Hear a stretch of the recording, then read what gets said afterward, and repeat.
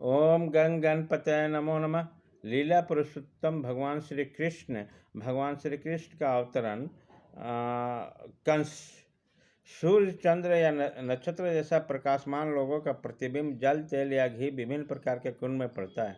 यह प्रतिबिंब पात्र की गति के अनुसार हिलता डुलता है। चंद्रमा का प्रतिबिंब जल पर पड़ता है और जल के हिलने से चंद्रमा भी हिलता प्रतीत होता है, लेकिन वास्तव में चंद्रमा हिलता नहीं है। उसी प्रकार मानसिक कल्पना मनोधर्म से जीव विभिन्न प्रकार के शरीर ग्रहण करता है। यद्यपि उसका शरीर से कोई संबंध नहीं होता है, किंतु माया के प्रभाव से मोहित होने के कारण जीव सोचता है कि उसका संबंध एक विशेष प्रकार के शरीर से है। बद्ध शैलियों की यह जीवन शैली है। मान लो कोई जीव इस समय मनुष्य शरीर को प्राप्त है, वह सोचता है कि किसी मानव समुदाय या किसी विशेष देश या विशिष्ट स्थान से संबंधित है। वह अपनी पहचान उसी रूप में करता है और व्यर्थ दूसरे शरीर की तैयारी में जुट जाता है जिसकी उसे आवश्यकता नहीं होती। इसी इच्छाएं और मानसिक कल्पनाएं विभिन्न प्रकार के शरीर के कारण है। भौतिक प्रकृति का आच्छादक प्रभाव इतना प्रबल होता है कि जैसे जीव का भी जैसा शरीर मिलता है वह उसी में प्रसन्न होता है और अत्यंत प्रसन्नतापूर्वक उस शरीर से अपनी पहचान कराने लगता है। अतः मेरी प्रार्थना है कि तुम अपने मन तथा शरीर के आदेशों से अभिभूत न हो। इस प्रकार वसुदेव ने कंस से प्रार्थना की कि वह अपने नवविवाहिता बहन से द्वेष न करे। किसी को दूसरे से द्वेष नहीं करना चाहिए, क्योंकि द्वेष इस लोक में तथा परलोक में तथा जमराज मृत्यु के पश्चात दंड देने वाला राजा का समक्ष होगा भय का कारण बनता है। वसुदेव ने देवकी की ओर से कंस से अनुमव विनय किए कि वह उनकी छोटी बहन है। उनके विवाह का शुभ घड़ी का स्मरण करा कर अनुरोध किया। छोटे बहन या भाई की रक्षा के लिए अपने संतान की तरह जाना चाहिए।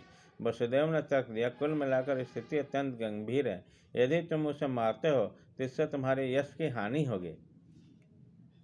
इस प्रकार वसुदेव ने सदुपदेश द्वारा दार्शनिक तर्क वितर्क द्वारा कंस को शांत करने का प्रयास किया, किंतु वह शांत नहीं हुआ, क्योंकि उसकी संगति असुरों को थी। अपनी आसुरी संगति के कारण राक्षसी उस कुल में जन्म लेकर भी वह असुर बना रहा।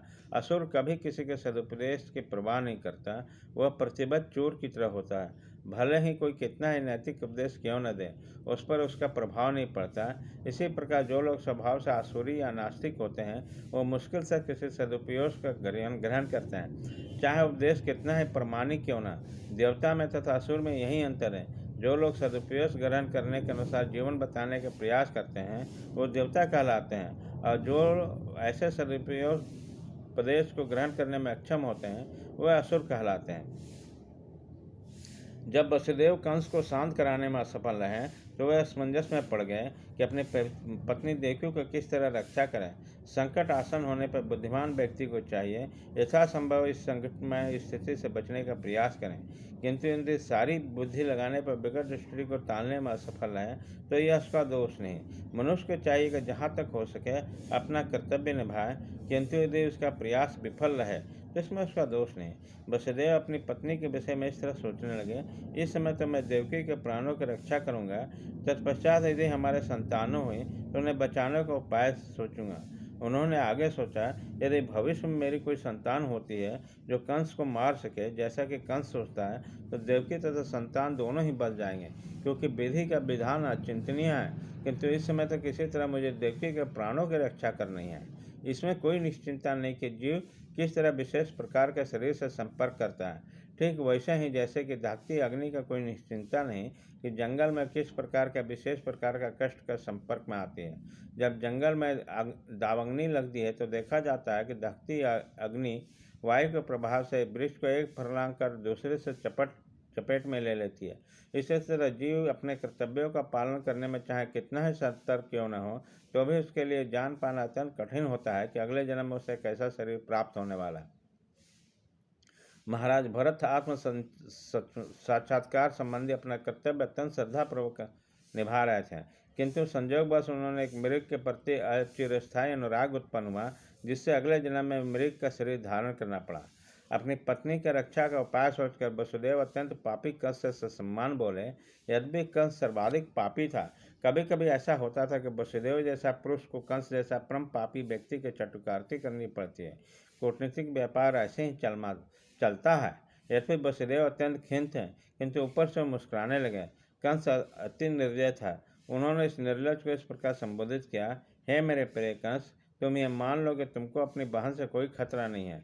तुम्हें खतरा का आशंका इसलिए न है क्योंकि तुमने आकाशवाणी सुनी है, किंतु यह खतरा तो तुम्हारे बहन के पुत्रों से आना है, जो इस समय यहाँ उपस्थित नहीं है। और कौन जानता है कि भविष्य में पुत्र हो ही नहीं।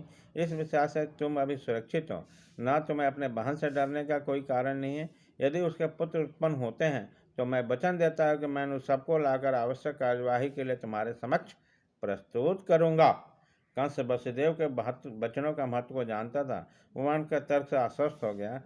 फलतः वह अपने बहन के जघन्य वध से विरक्त हो गया। इस प्रकार वसुदेव प्रसन्न हुए और कंस के निर्णय की प्रशंसा करके तथा अपने घर लौट आए। इस प्रकार भगवान श्री कृष्ण का अवतरण भाग 2 खत्म।